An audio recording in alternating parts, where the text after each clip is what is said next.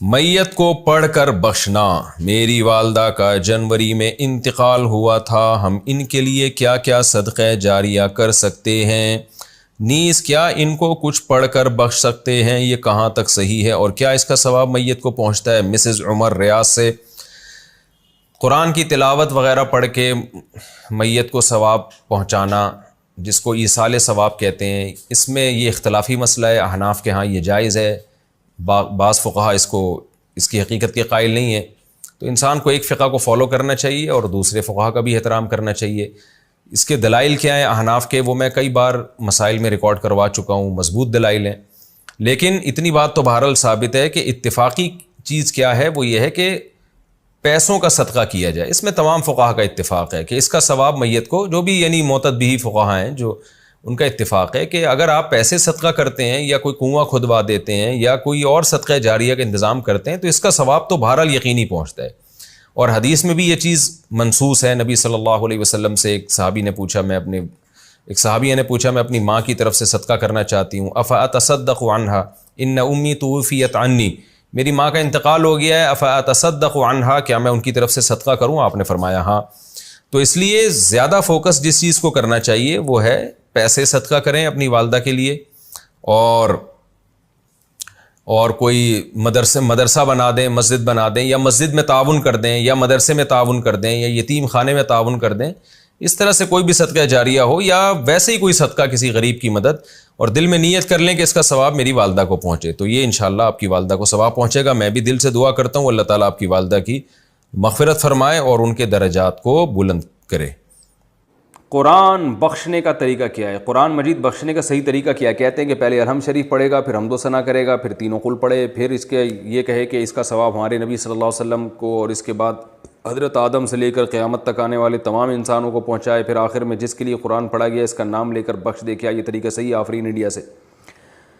دیکھیں، قرآن بخشنے کا کوئی مخصوص طریقہ صحابہ سے ثابت نہیں ہے، صرف اتنا ثابت ہے کہ نبی صلی اللہ علیہ وسلم نے صدقہ کرنے کا حکم دیا ایک صحابیہ کو کہ وہ اپنی ماں کے لیے صدقہ کریں۔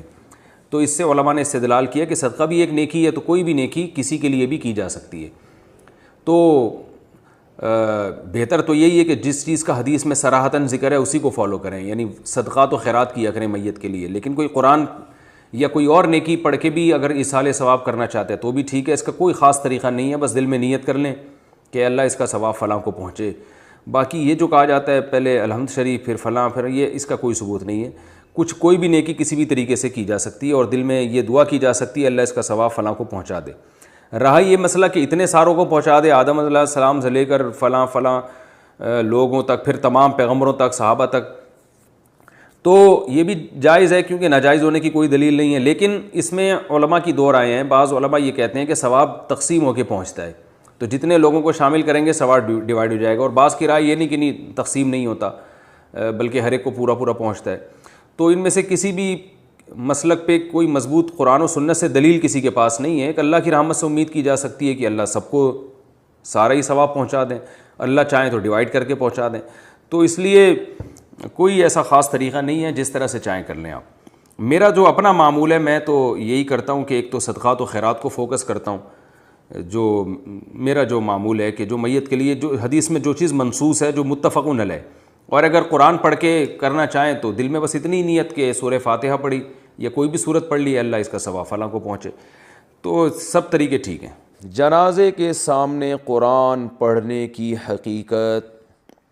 جنازے کے سامنے جو لوگ قرآن پڑھتے ہیں یا سورہ یاسین پڑھتے ہیں، کیا یہ عمل حدیث سے ثابت ہے یا بدعت ہے؟ عبدالصمد صاحب نے انڈیا سے پوچھا ہے۔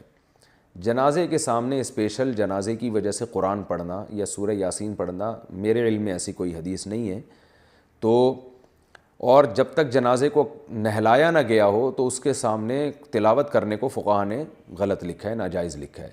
تو جب تک جنازے کو نہلایا نہ جائے تو پھر نہلانے کے بعد آپ اس کے سامنے قرآن پڑھ سکتے ہیں، لیکن کوئی سنت عمل نہیں ہے۔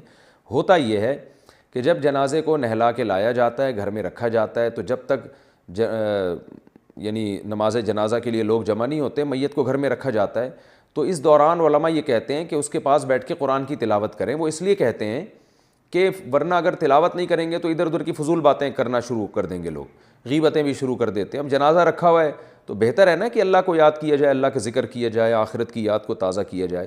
تو علماء اس لیے کہتے ہیں کہ وہاں بیٹھ کے قرآن پڑھ لو یا سورہ اخلاص پڑھ لو, سورہ یاسین پڑھ لو, کوئی بھی سورت پڑھ لو, تاکہ آپ فضول چیزوں میں اپنا ٹائم برباد نہ کریں.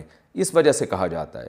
اور اس میں پھر جنازے کی, میت کے ایصال ثواب کی نیت بھی کی جا سکتی ہے, کیونکہ اس میں بہرحال فقہا کا اختلاف ہے کہ میت کے لیے قرآن پڑھنا جائز ہے یا نہیں ہے. اور صدقے کے بارے میں تو ہمیں حدیث ملتی ہے کہ آپ صلی اللہ علیہ وسلم سے صحابیہ نے پوچھا فاتصدق عنہا, میری ماں کا انتقال ہو گیا, میں صدقہ کروں؟ آپ نے فرمایا ہاں. تو جمہور علماء نے اس سے استدلال کیا کہ جب صدقہ بھی ایک نیکی ہے تو وہ نیکی پہنچائی جا سکتی ہے میت کو, تو اس میں ایک علامت بیان کی ہے کہ کوئی بھی نیک عمل پہنچایا جا سکتا ہے. تو قرآن کی تلاوت بھی نیک عمل ہے. بعض فقہا کہتے ہیں کہ نہیں, صدقہ تو جائز ہے کیونکہ حدیث میں صدقے کا ذکر ہے, تلاوت کا ذکر نہیں ہے, لہذا تلاوت جائز نہیں. تو اختلاف رائے ہے اس میں. بر صغیر میں چونکہ فقہ حنفی کو فالو کیا جاتا ہے, اور میری رائے میں فقہ حنفی کی دلیل بہت مضبوط ہے, کیونکہ احادیث میں آپ صلی اللہ علیہ وسلم نے ہمیشہ اصول یہ رہا ہے کہ جزئیے کے ضمن میں کلیات سکھائے جاتے ہیں. جیسے قرآن میں آتا ہے نا لا تقل لہما اف, ماں باپ کو اف مت کرو, تو یہ ایک مثال ہے, مطلب یہ کہ تکلیف نہ دو. تو اسی طرح جو حدیث میں آتا ہے صدقہ کر سکتے ہو میت کے لیے, تو ایک مثال ہے, مطلب یہ کہ کوئی بھی نیکی کی جا سکتی ہے. اور دوسری بات یہ کہ حنفیہ کا جو قول ہے نا اس میں ذرا وسعت زیادہ ہے, اللہ کی رحمت کو آپ پھیلا دیتے ہیں کہ بھئی اگر میت کے لیے تلاوت بھی جائز ہونے کا ہم فتویٰ دیں گے تو اس سے اس بہانے لوگ تلاوت کریں گے, ثواب حاصل کریں گے, اور اللہ سے امید ہے کہ اللہ اس میت کو اس ثواب پہنچائے گا. تو اچھا ہے نا, اللہ کی رحمت سے اچھی امیدیں لگائیں. تو ویسے بھی شریعت کا مزاج ہے کہ جس چیز میں رحمت والا عنصر غالب ہو اس قول پہ آپ کو فتویٰ دینا چاہیے. یہ ہماری رائے ہے. اگر کوئی اس سے اختلاف کرتا ہے تو وہ اس کا اپنا مسئلہ ہے. تو اس لیے جنازے کے پاس قرآن پڑھنا الگ سے کوئی اس کی فضیلت ہمارے علم میں نہیں ہے حدیث میں, لیکن کہا اس لیے جاتا ہے کہ وہاں بیٹھ کے ادھر ادھر کی باتیں کرنے سے بہتر ہے کہ آپ قرآن پڑھ لیں. البتہ قرآن خوانی میت کے لیے یہ جائز نہیں ہے, کیونکہ قرآن خوانی کو کہتے ہیں کہ لوگوں کو قرآن پڑھنے کے لیے جمع کرنا. تو قرآن پڑھنے کے لیے جو جمع ہے نا, تو اجتماعی عمل کے لیے ثبوت ضروری ہے, یہ خوب ذہن میں رکھیں. جیسے آپ اپنے طور پر 2 نفل کبھی بھی پڑھ لیں جائز ہے, لیکن اگر آپ لاؤڈ سپیکر میں اعلان کرتے ہو یا کارڈ چھپواتے ہو یا منادی کراتے ہو آؤ میں اشراق کے 2 نوافل پڑھ رہا ہوں, تمام حضرات سے گزارش ہے کہ مسجد میں آ جائیں, اب یہ اجتماعی عمل بن گیا, یہ بدعت ہو جائے گا. تو اجتماع کے لیے آپ کو دلیل کی ضرورت ہے. اس لیے علماء کہتے ہیں کہ اجتماعی قرآن خوانی یہ بدعت عمل ہے, کیونکہ یہ ایصال ثواب کے لیے آپ ایک عبادت کر رہے ہیں, اور اجتماعی سطح پہ تو ہمیں نہیں ملتا صحابہ کرام میں کہیں کسی نے کبھی اجتماع کیا ہو. حضرت ابو بکر کا انتقال ہوا, کہیں نہیں ملتا کہ حضرت عمر نے تمبو لگایا ہو اور سب لوگوں کو جمع کر کے ان کی قرآن خوانی کی ہو. حضرت عمر کی شہادت ہوئی تو کہیں نہیں ملتا کہ حضرت عثمان نے ان کے لیے قرآن خوانی کی ہو. یہ ثابت نہیں ہے, اور اس پر علماء کے فتاوی بھی موجود ہیں. البتہ برکت کے لیے قرآن خوانی ایک الگ چیز ہے. برکت کے لیے یعنی مکان دکان کی برکت میں جو قرآن خوانی ہے وہ عبادت نہیں ہے, وہ از قبیل رقیہ ہے, رقیہ دم. تو اس کے لیے ثبوت کی ضرورت نہیں ہے. لیکن بہرحال بعض علماء اس کو بھی بدعت اس لیے کہتے ہیں, بدعت تو نہیں یعنی بدعت کی تائید کا ذریعہ بنتی ہے. تو بعض علماء کہتے ہیں کہ اس زمانے میں برکت کے لیے بھی قرآن خوانی نہیں کرنی چاہیے, بلکہ برکت کے لیے گھر کے اپنے لوگ مل کے قرآن پڑھ لیں یا نماز پڑھ لیں یا دعا مانگ لیں. لیکن بہرحال اگر کوئی برکت کے لیے قرآن خوانی کرواتا بھی ہے تو اس کی بہرحال گنجائش موجود ہے. احتیاط اسی میں ہے کہ اس کو ترک کیا جائے, کیونکہ لوگ ایصال ثواب اور برکت والی قرآن خوانی میں فرق محسوس نہیں کرتے, تو وہ دونوں کو ایک ہی سمجھتے ہیں, اس سے پھر بدعت کی تائید ہوتی ہے.